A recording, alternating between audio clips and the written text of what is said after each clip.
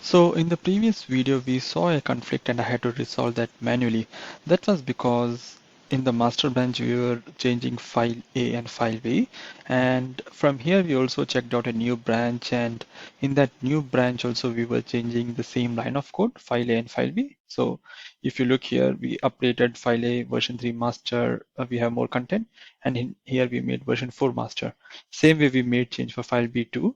And again, file A and file B. So when Git was merging this new feature back into the master branch, it got confused and was not sure which one to retain. So we had to go and manually say which file content we want to retain.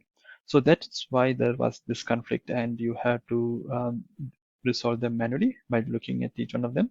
So for instance, Git does its best to merge it. So file C was very easily merged into this master branch because obviously there was no file C in here. So merging was simpler.